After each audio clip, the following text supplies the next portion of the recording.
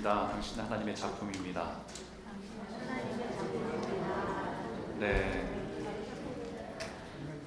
잘 믿어지지 않으셔도 보시면서 하나님의 섭리를 보시면서 하나님의 작품을 믿으시고 바라보셨으면 좋겠습니다. 네, 오늘 함께 나누실 말씀은요, 마태복음 13장 10절에서 23절까지의 말씀입니다. 여러분 너무나 잘 아시는 말씀인데 씨 뿌리는 비유에 예수님께서 해석해 주시는 말씀이에요. 그 뒷부분만 같이 읽도록 하겠습니다. 10절서부터 23절까지 말씀입니다. 제가 읽겠습니다. 제자들이 예수께 나와 이르되 어찌하여 그들에게 비유로 말씀하시나이까?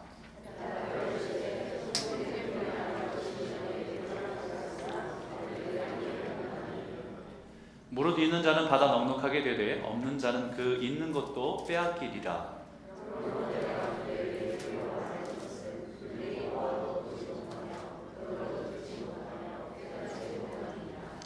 이사야의 예언이 그들에게 이루어졌으니 일렀을 때 너희가 듣기는 들어도 깨닫지 못할 것이요 보기는 보아도 알지 못하리라.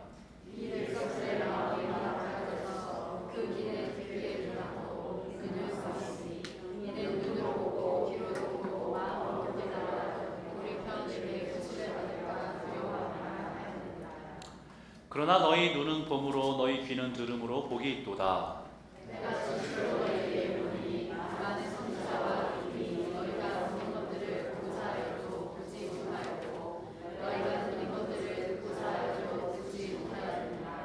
그런즉 씨 뿌리는 비유를 들으라.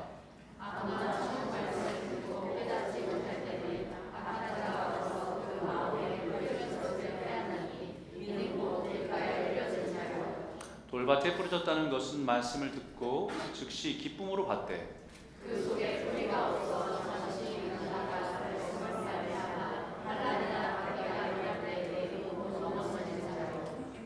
가시떨기에 뿌려졌다는 것은 말씀을 들으나 세상의 염려와 재물의 유혹의 말씀이 막혀 결실하지 못하는 자요 좋은 땅에 뿌려졌다는 것은 말씀을 듣고 깨닫는 자니 결실하여 어떤 것은 100배 어떤 것은 60배 어떤 것은 30배가 되느니라 하시더라.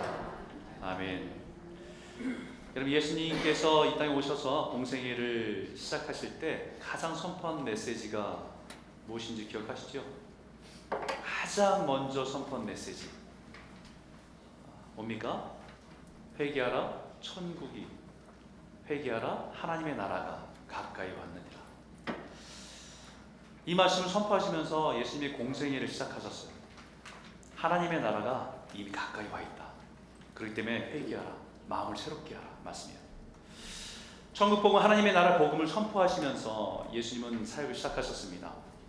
이것은 예수님뿐만 아니라 예수님보다 먼저 온 세례 요한의 메시지도 동일했습니다. 유대 광야에서 외치는 선포한 메시지는 한결같았습니다. 회개하라 천국이 하나님 나라가 가까이 왔느니라. 회개하라. 광야에서 외치는 소리라고 얘기했어요.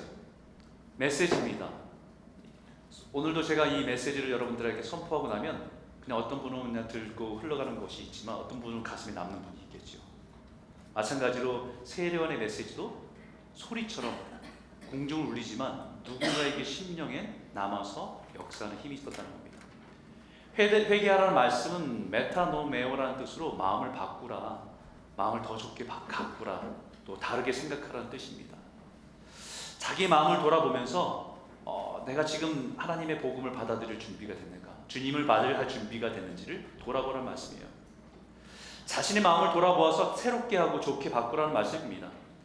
세례요한의 삶이 광야에서 외치는 자의 소리가 있어 이르되 너희는 주의 길을 예비하라 그가 오실 길을 곧게 하라 라고 하는 말씀처럼 예수님께서 하나님의 나라에 대한 말씀을 전하기 위해서 먼저 와서 사람들의 마음을 준비시키는 일이 세례요한의 일이었습니다.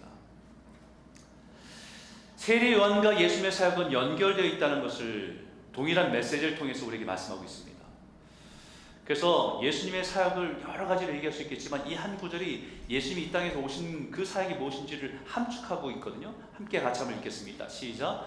예수께서 모든 도시와 마을에 두루 다니사 그들의 회당에서 가르치시며 천국 복음을 전파하시며 모든 병과 모든 약한 것을 고치시니라. 예수님의 사역 이 땅에 오셔서 하신 사역을 세 가지로 함축하면 세 가지입니다. proclaim, preaching, 선포합니다. 하나님의 나라가 임했다. 회개하라, 하나님 나라가 임했으니까 회개하고 돌이키라라고 선포합니다. 또 하나는 teaching입니다. 그 하나님의 나라가 무엇인지를 가르쳐 주세요. 산상수훈과 같은 말씀으로 하나님의 나라의 복음이 무엇인지를 우리에게 설명해 주시기도 하고, 비유로 쉽게 이야기로 얘기해 주시기도 하고, 티칭 가르쳐 주세요. 그 다음에 세 번째는 힐링입니다. 고쳐 주십니다. 우리가 병들고 죽을 수밖에 없는 것은 우리가 이 땅 가운데 하나님 보시기에 좋았다라는 창조 가운데 죄로 인해서 모든 것이 다 깨어진 상태 속에 살아가는 우리는 질병을 짊어져야 되고 죽음을 맞이할 수밖에 없는 운명 가운데 살아가는 그 현상 속에 예수님 오셔서 그 질병 가운데 고통 가운데 있는 사람들을 치유하시고 회복시켜 주신 것이 하나님 나라의 권능이 그 사람 가운데 임했음을 보여주는 사건이 힐링입니다. 이 세 가지 사역을 하신 거예요. 근데 이 세 가지 사역 중에 그 사역의 가장 중심에 있는 것은 하나님의 나라입니다. 공생을 시작하면서 하나님 나라가 임했다고 선포하며 시작했던 예수님은 십자가에 죽으시고 부활하신 그 몸으로 승천하시기 전에 제자들을 만나 40일 동안 있으면서 그들에게 가르치신 것 또한 하나님의 나라의 일입니다. 시작과 끝, 그 모든 것이 하나님의 나라를 어떻게 하면 그 백성들에게 깨닫게 하고 그 나라를 받아들이고 살아갈 수 있을지 예수님께서 그 말씀을 집중하셨다는 거예요. 예수님의 공생이 굉장히 짧잖아요. 3년 반 정도 되는 공생입니다. 이 공생의 동안에 예수님이 정말 여러 가지 일들을 많이 하셨잖아요. 우리 이 복음서를 통해서 예수님이 정말 많은 일들을 하신 것을 보게 됩니다. 기적도 많았고 탁월한 가르침도 참 많았고 또 놀라운 일들도 참 많았던 것을 보게 됩니다. 그런데 예수님이 짧은 공생의 동안에 예수님이 가지고 있었던 고민이 있어요. 예수님이 이 3년 6개월 동안에 공생을 타는 동안에 가지고 계셨던 고민이 있습니다. 이 고민이 뭐냐면요, 성경이 이렇게 표현하고 있습니다. 4장 30절입니다. 같이 한번 읽겠습니다. 시작. 또 이를 때 우리가 하나님의 나라를 어떻게 비교하며 또 무슨 비유로 나타낼까? 이게 예수님의 고민이에요. 하나님의 나라를 어떻게 비교해서 설명해 줄까? 산상수훈이라는 말씀으로 열심히 설교했는데 사람들이 잘 못 알아듣잖아요. 하나님 나라를 열심히 가르쳤는데 제자들은 부활할 때조차도 하나님 이스라엘 회복하면 이때입니까? 라고 로마 제국가에서 벗어나는 이스라엘 독립을 꿈꾸고 있잖아요. 예수님의 고민은 이 하나님의 나라를 어떻게 설명해 줄까? 어떤 비유를 해야 정말 제대로 알아들을까? 이게 예수님의 고민이었어요. 어떤 것과 비교해 설명하면 잘 이해하고 깨달을 수 있을까? 제가 이번에 한국에서 안식월을 가지면서 저에게는 굉장히 특별한 시간이었습니다. 저희 개인적으로도 그렇고요. 이번에 한 달 정도는 저희 딸하고 같이 있는 시간을 보냈습니다. 처음에는 한국을 가고 싶어 하지 않았거든요. 왜냐하면 한국에 대한 기억이 별로 좋은 게 없어요. 얘한테는. 몇 번을 한국을 방문했는데 아버지 돌아가셨을 때, 저희 어머니 돌아가셨을 때, 저희 어머니 쓰러지셨을 때, 이렇게 해서 가고 이럴 때 갔지, 한국에 대한 기억이, 여행을 한 번 한 기억이 없고 한국에 대한 역사를 잘 몰라요. 그러니까 한국에 간다 하니까 별로 좋아하진 않았어요. 얘들한테는 한국에 대한 기억이 별로 좋진 않구나라는 생각이 들면서 조금 미안한 생각도 들더라고요. 그래서 어쨌든 같이 가게 돼서 조금 특별한 시간을 가져야 되겠다, 좋은 기억을 만들어줘야 겠다 생각해서 이 아이를 데리고 딸을 데리고 같이 여행할 수 있는 시간이 있었거든요. 그래서 전국 좀 도시마다 다닐 수 있었는데 그 중에 하나 기억나는 게 어디를 들렸냐면 춘향전의 도시 남원이라는 데를 들렸습니다. 광안루 아시죠? 광안루. 거기에서 갔더니 이도령과 춘향이 사랑 이야기를 이제 막 제가 재미있게 해줬어요. 되게 신기하게 듣더라고요. 마치 이게 서양에 있는 로미오와 줄리엣 이야기인 것처럼 막 러브 스토리가 굉장히 이렇게 좀 관심이 있었나 봐요. 마음에 이렇게 딱 귀가 잘 들면서 되게 호기심 갖고 잘 듣더라고요. 그래서 또 신나고 또 설명해 줬어요. 한참을 설명해 주는데 딱 문턱이 걸렸습니다. 무슨 문턱이 걸렸냐면 이 이도령이 과거급제에서 암행어사가 돼서 돌아와서 이 탐관오리를 이렇게 잡아내고 이렇게 여인을 만났다 이런 얘기를 하는데 다 어려운 말이잖아요. 암행어사, 마패 뭐 이거 다 어려운 말이에요. 이게 무슨 말인지 못 알아듣는 거예요. 이걸 어떻게 설명해줄까 생각하다가 문득 생각나는 것이 이제 생각난 게 이렇게 됐습니다. Undercover police like FBI, CIA 배지 들고 나타나는 거라고. Freeze, don't move 나타나는 거라고. 그랬더니 그때 가서야 깨닫는 거예요. 그러면서 그 이야기가 좀 이해가 됐어요.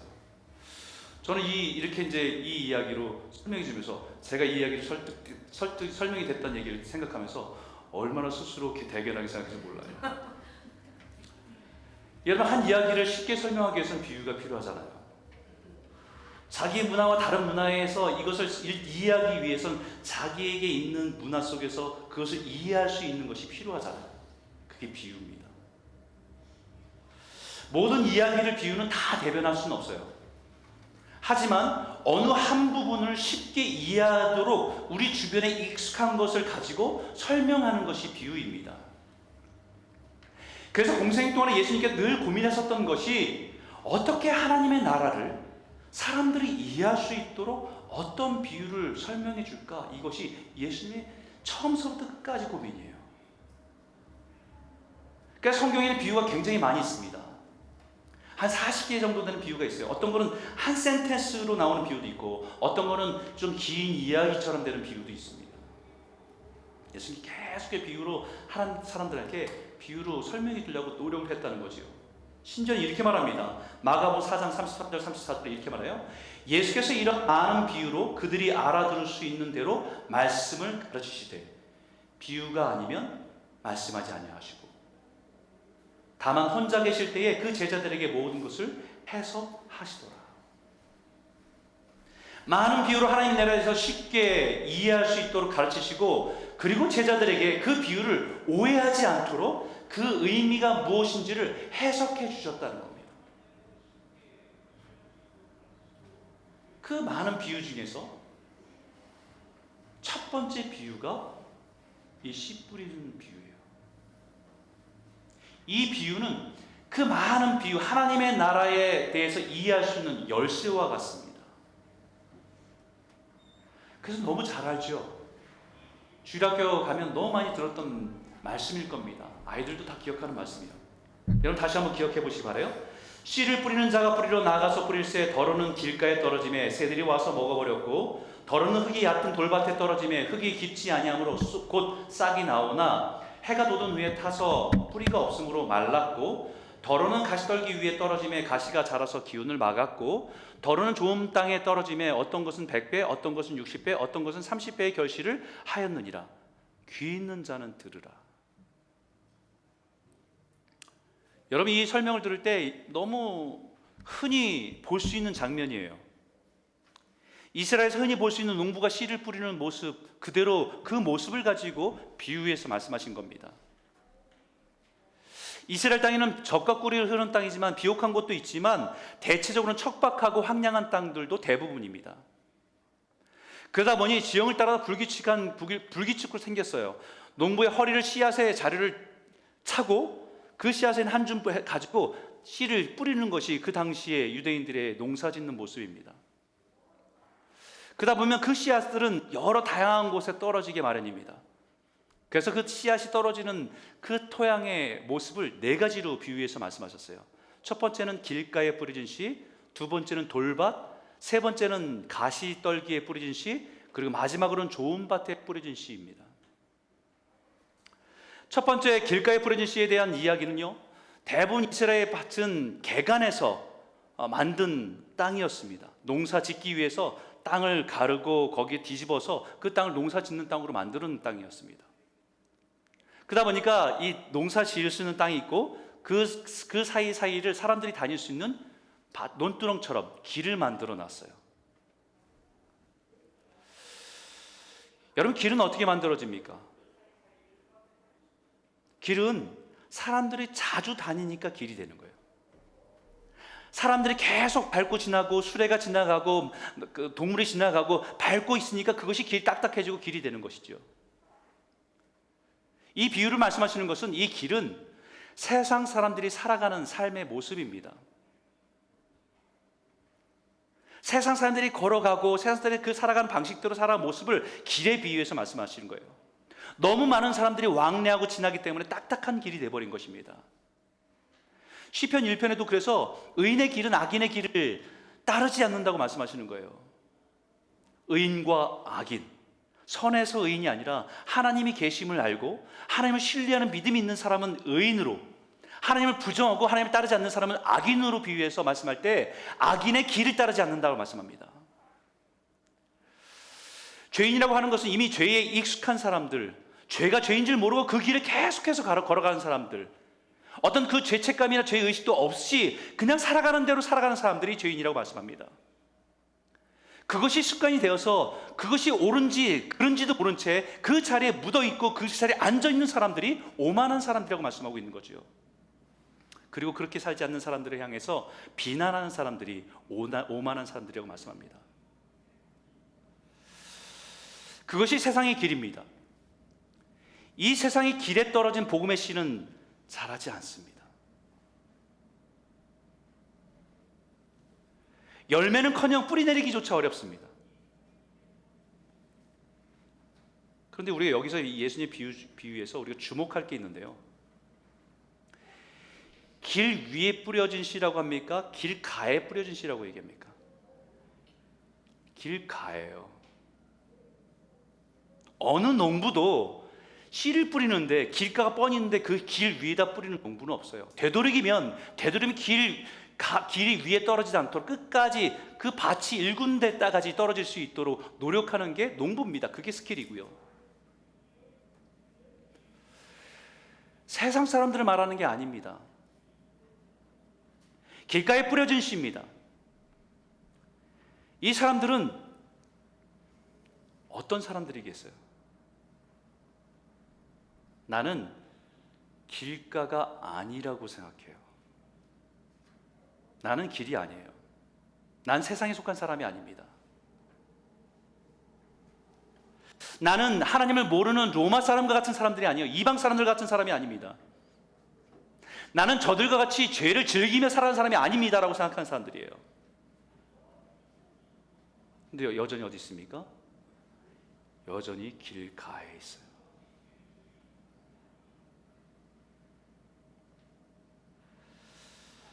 이것은 오늘 여기 있는 우리들에게 하시는 말씀입니다.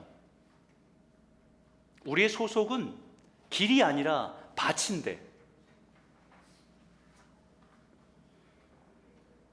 근데 세상 속에 살아가면서 길가에 있는 거예요.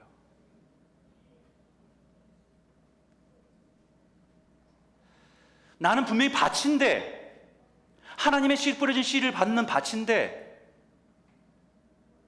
세상과 살아가면서 늘 흠모를 해요. 세상에 살아가는 사람들을 바라봐요.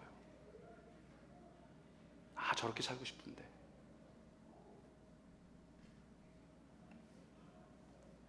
하나님의 말씀을 들었지만, 때로는 아멘으로 화답했지만, 악한 사단이 그 마음의 씨를 금방 자라지 못하도록 뺏어가 버린다는 거예요.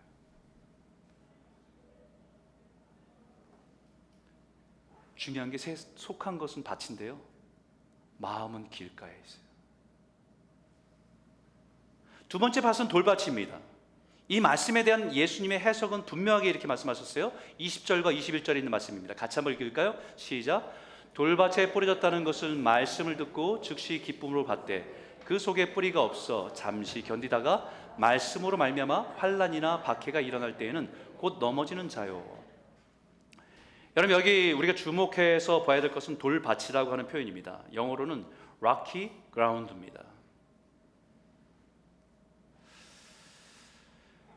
이 표현이, 돌밭이라고 이 표현이 페트로예요. 반석입니다. 커다란 돌이에요. 예수님이 시몬 너에게는 이제부터 베드로라 말씀한다, 페트로라 말씀하고 그 위에 그 반석에 교회를 세우겠다는 말은 페트로입니다. 우리가 생각하는 이런 돌들이 막 있는 그런 돌이 아닙니다. 그 돌들은 이미 농부가 다 긁어서요, 다 버렸어요. 그래서 밭을 읽은 겁니다. 그 자갈 돌멩이는 라이노스라는 단어를 써요. 그래서 예수님께 가늠한 여인을 데리고 왔을 때 흥분한 사람들을 얘기해서 죄 없는 자가 먼저 돌로 치라고 할 때는 이 돌 라이노스를 얘기합니다. 짱돌이에요. 스데반 집사가 하나님의 나라의 복음을 전할 때 사람들이 흥분해서 돌로 스데반을 쳤을 때 그 돌은 라이노스입니다. 짱돌입니다. 이 돌밭은 그 라이노스가 돌들이 많은 그런 밭을 얘기하지 않아요. 이미 그 돌들은 다 농부가 다 걸러서 버렸어요. 여기서 분명히 말하는 것은요, 페트로예요. 커다란 바위 같은 것들입니다.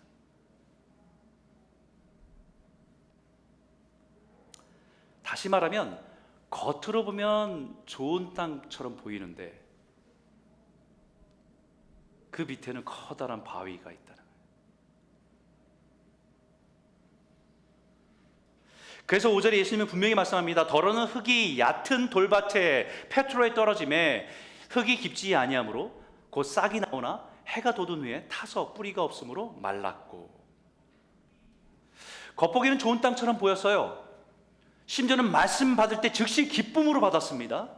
근데 싹이 나고 자라는 것처럼 보이고 잘 자라겠다 기대했는데 어느 순간 보니까 말라 비틀어져 버리는 거예요. 자라지 않는 겁니다. 이상하다 그러고 그것을 뽑아보니까 뿌리가 자라지 못해요. 왜? 큰 바위가 밑에 깔려 있다는 거예요.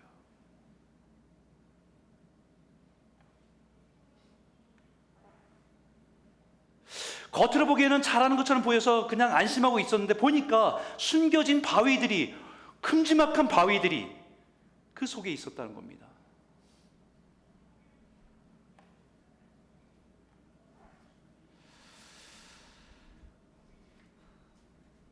또 어떤 일이 있냐면요, 이런 모습은 그 씨를 잘 받아 기쁨으로 잘 받았어요.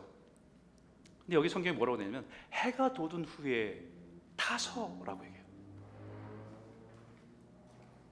여러분, 식물이 자라는 데 있어서 물도 필요하지만 햇볕도 절대적이잖아요. 햇볕이 있어야 식물이 자라잖아요. 근데 햇볕 때문에 타서 말라서 죽었다. 이 말씀을 예수님은 이렇게 해석해 주셨어요. 그 속에 뿌리가 없어 잠시 견디다가 말씀으로 말미암아 환난이나 박해가 일어날 때 곧 넘어지는 자요. 이 말씀을 공동번역으로 살펴보니까 이렇게 말합니다. 그 말씀 때문에 환난이나 박해가 닥쳐오면, 다른 일 때문에 어려움이 아니라 그 말씀 때문에 어려움을 겪게 됩니다. 처음에 받을 때는 아멘으로 화답하며 받았습니다. 그런데 그 말씀을 붙들고 살아가려니까 어려움이 와요. 그 말씀대로 살아가려고 하니까 힘듭니다.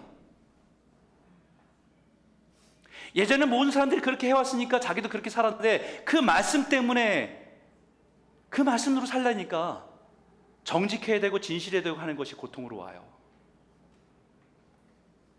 그러니까 힘들어져요.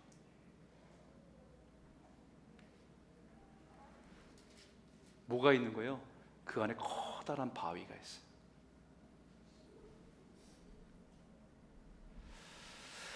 듣기는 좋았는데 살아내려고 하니까 힘든 겁니다. 그런 힘든 상황이 오니까 그냥 넘어지는 거고 그냥 믿음을 포기하고 마는 거예요. 왜 그럽니까? 말씀이 뿌리를 내리지 못하도록 커다란 내면에 커다란 바위 같은 것이 있기 때문입니다. 겉으로는 말씀을 잘 먹는 것 같아요. 때로는 아멘으로 화답하고 때로는 감동되어서 은혜의 눈물도 흘리기도 합니다. 그런데 잘 자라지 않습니다.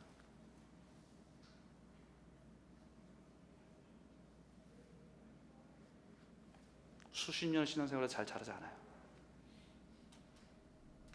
그 이유는 심령에 커다란 돌들이, 커다란 바위와 같은 것이 있습니다.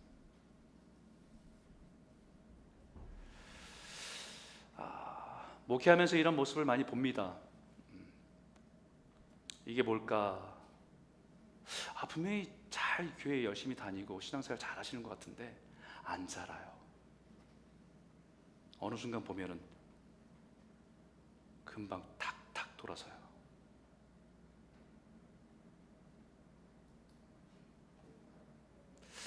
깊은 바위가 잘 감추어져 있는 거예요.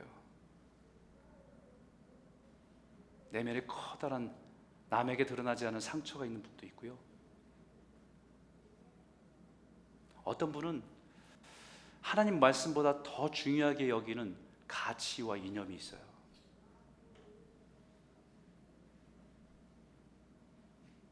자기가 살아왔던 자신에 대한 자존감도 굉장히 크게 존재하는 분도 있어요.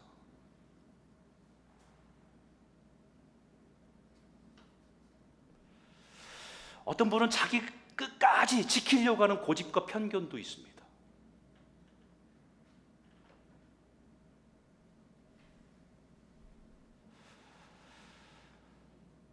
문제는 겉으로 볼 때는 좋은 땅이거든요.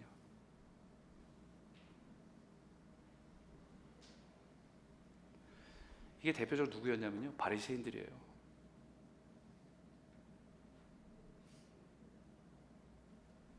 오늘날 이런 사람들이 많아요. 세 번째는 가시떨기에 뿌려진 씨입니다.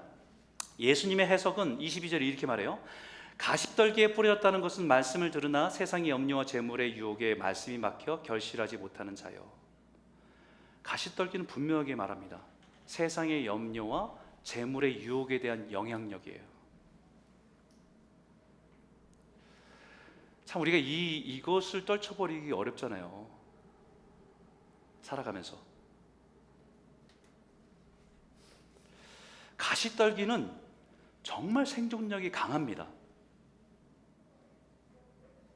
얼마 전에 뽑아버린 것 같은데, 잘라낸 것 같은데, 다 뒤집어서 다 잘라낼 것 같은데 어느 순간 뒤돌아보면 또 자라있어요. 생명력 대단합니다. 뽑아서 이제는 괜찮겠지라고 생각했는데 어느 생각 보니까 다 자라서 뒤덮고 있는 모습을 보는 게 가시덤불이에요.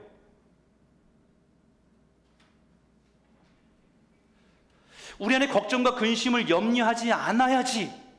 그래, 주님이 우리 인생을 책임져 주시지, 주님께 맡겨야지. 그러면서도 어느 순간 돌아서면 또 염려하고 걱정하고 있는 내 모습을 보는 거예요. 그렇지 않습니까? 저만 그런가요? 세상의 욕심이 더 빨리 자라요. 세상의 탐욕이, 세상에서 누리는 쾌락이, 그 유혹이 훨씬 빨리 자랍니다.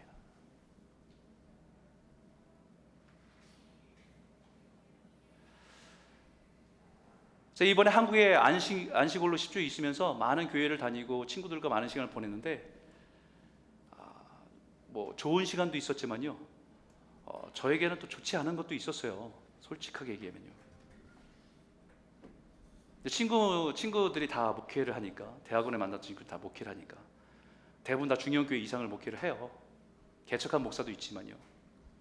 그러나 어느 날 보면 되게 제가 초라하게 느껴질 때도 있어요. 나도 저렇게 대우받고 싶은데 라는 생각이 들기도 해요. 교회 건물 참 이쁘게 져놔서 참 그 목회하는 모습 보면 부럽기도 합니다.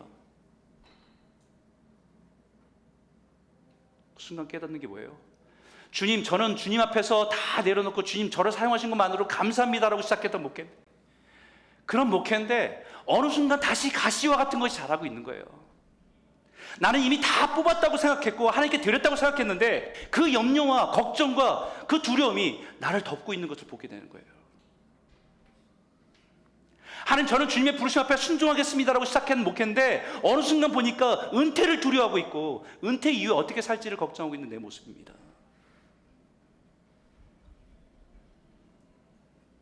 여러분, 예수 믿으면 이 모든 게 다 뽑히나요? 아니던데요. 저는 또 잘하고 있어.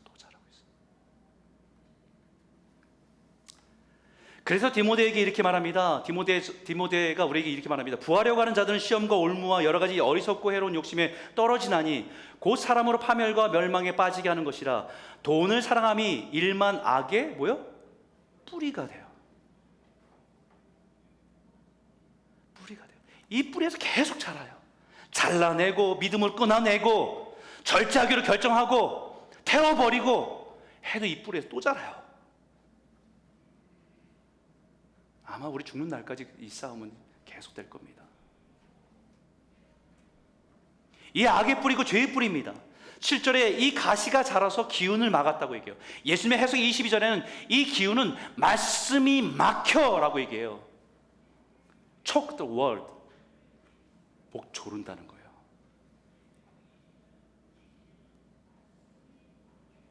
목을 졸라 죽이다, 질식시키다, 목을 조르다란 말입니다.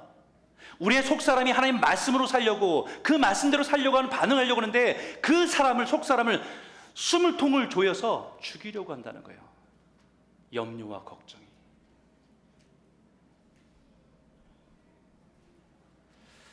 말씀 들을 때는 좋은데 돌아서 세상으로, 가정으로, 자녀를 보면 밀려오는 염려, 두려움이 속사람이 자라지 못하도록 목을 조르고 질식시킨다는 거예요. 우리의 영이 말씀을 들어서 속사람이 좀 숨쉬고 살아보려고 하는데 염려와 근심이 목을 졸라 질식시켜버린다는 겁니다.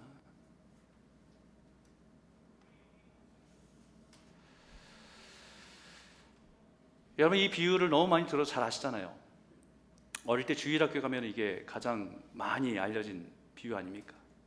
그래서 여러분들의 마음이 어떤 거예요? 가시떨기 있는 마음이에요? 길가에 있는 말이에요? 돌짝밭이에요? 어떤 거죠? 이렇게 우리 설교하고 그 마음 중에 하나 자기가 선택해야 되는 그런 모습인 것처럼 생각했는데, 묵상하면 묵상할수록요, 누구는 길가, 누구는 돌짝밭, 누구는 가시밭과 같다라고 한 게 아니고 이 세 가지가 이미 여전히 우리 안에 공존한다.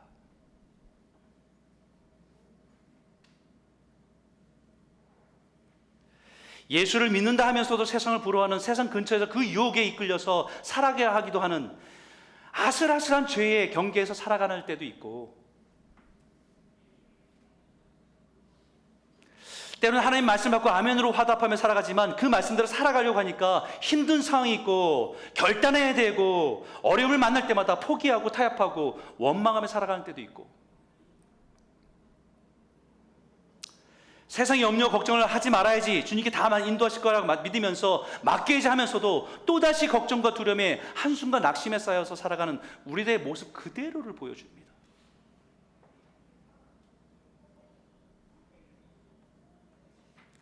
예수님께서 이 비유를 말씀하시면서 너는 길가와 같고 너는 돌짝밭과 같고 너는 가시떨기와 같아 라고 정죄하려고 주시는 말씀이 아닙니다.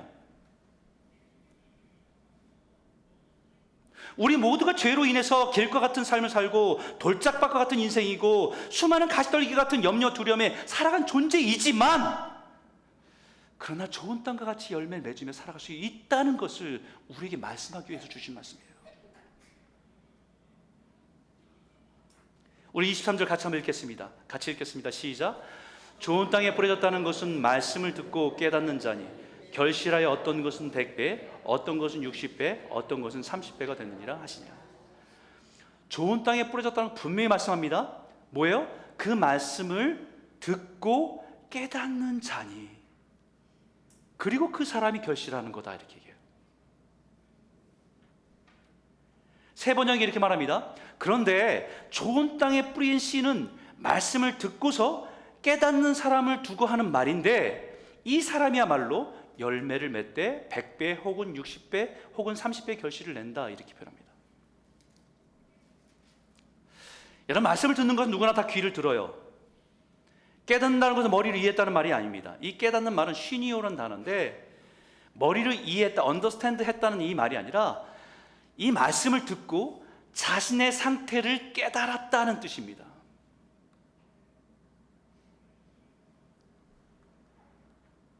더 정확하게 말하면 예수가 없이는 내가 소망이 없는 존재구나라는 것을 깨달았다는 거예요.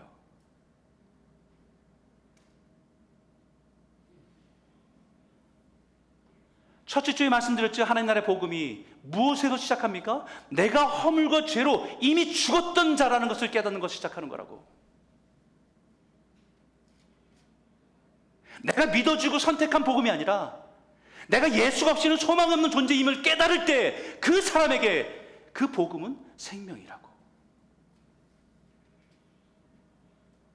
내가 본질상 죄인이구나.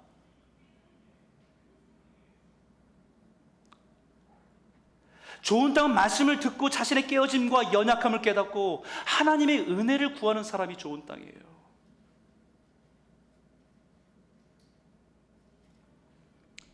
성령의 도우심이 없이는 스스로 열매 맺을 수 없는 존재임을 깨달아 농부의 손길을 기다리는 마음이 좋은 땅, 좋은 마음입니다.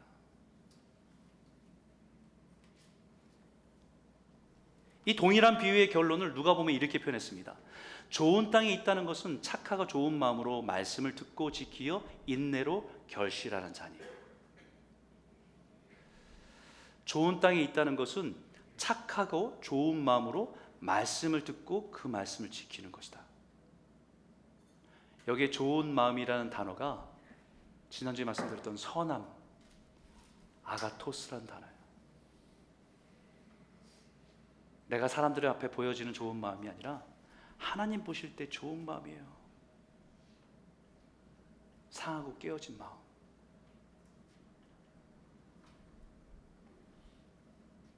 하나님 보실 때 선하고 좋은 마음입니다.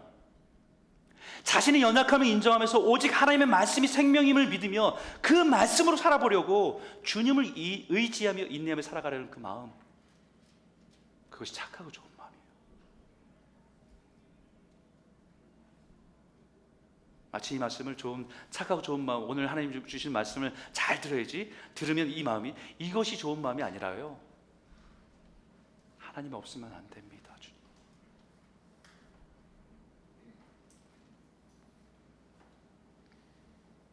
그리고 여기 놓쳐있지 말아야 될 것은요, 인내로 결실하는 자다. 예수 믿으면 짠하고 변했으면 좋잖아요. 세례 받으면 그 다음서부터 완전 변한 모습으로, 180도 변한 모습으로, 거룩한 모습으로 변했으면 좋겠잖아요. 아니에요. 변하는 것은 예수님과 동행하며 살아가는 거예요. 인내한다는 말은 내가 스스로 힘들게 막 참아내야지, 견뎌내지, 이 말이 아니고, 인내한다는 것은 주님과 동행하는 삶을 산다는 거예요. 함께 내 연약함을 보지만, 비참하지만 나를 이끄시는 주님과 함께 걸어가는 시간이 인내한다는 거예요.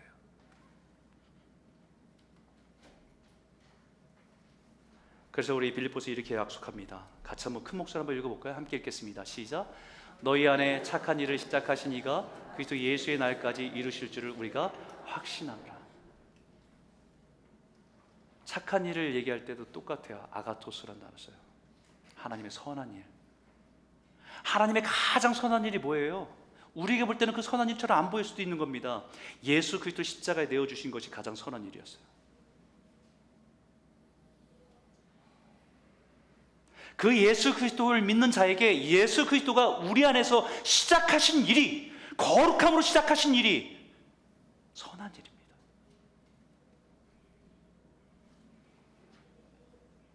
그 시작하신 분이 그리스도의 날까지 우리를 완성시켜 간다라고 하는 거예요.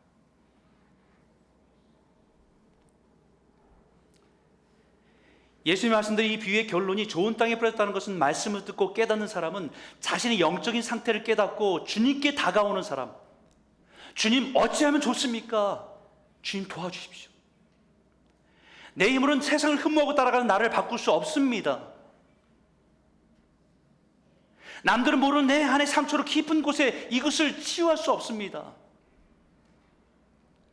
하나님 말씀 받지만 그 말씀보다 더 커다란 바위가 내 안에, 큰 바위가 있음을 보게 됩니다. 내 안에 깊이 뿌리고 내리고 있는 죄에 이것을 씻을 수 없습니다. 끊어냈다고 생각했는데 또 자라요. 이것을 고백하면서 하나님의 은혜를 구하는 사람, 주님은 그 사람 안에서 일하시고 역사하시고 열매를 맺게 하십니다. 할렐루야. 예수님 분명히 말씀하셨어요. 내가 진실로 진실로 이르노니 한 알의 밀이 땅에 떨어져 죽지 아니하면 한 알 그대로 있고 죽으면 많은 열매를 맺느니라. 이 밀알이 누구예요? 우리를 위해서 예수님이 밀알 되어 주신 거잖아요. 땅은 생명이 없어요. 땅은 스스로 열매 맺지 못합니다. 너는 할 수 없지만 내가 할게. 내가 하나의 밀이 되어서 죽어서 생명이 되어 줄게 라고 약속한 것이 예수님의 십자가의 약속이지 않습니까? 세상 사람이 볼 때는 미련한 것처럼 보이지만 그 십자가의 은혜를 내 심령에 새기는 것이 내 안에 들어와 밀알이 되어 주셔서 생명이 되어 주시는 거 아닙니까?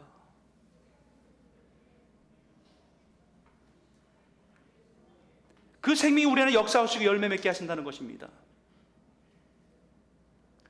우리는 우리 스스로 할 수 없는 그것을 예수 그리스도께서 밀알이 되어 주셔서 대신 죽으시고 우리 안에 세상을 향한 욕망과 우리 안에 딱딱한 고집과 상처와 세상의 염려와 근심을 갈아엎으시고 예수의 생명으로 열매 맺게 하신다. 그것이 하나님의 은혜예요.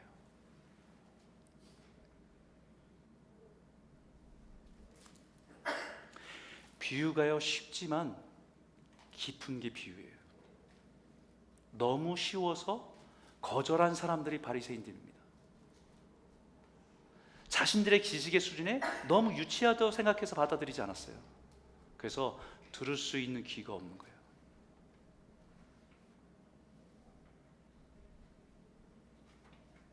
어린아이 같은 자에게 들려주시니 감사합니다.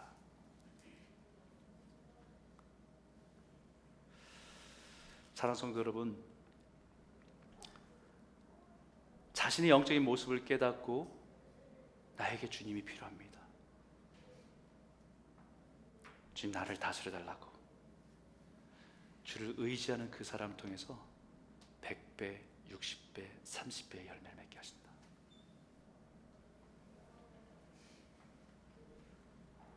주님의 약속이에요. 100배 맺은 사람보다 30배 맺은 사람이 미달입니까? 아니요. 5달란트 받은 사람과 1달란트 받은 사람, 2달란트 받은 사람이 비교하지 않듯이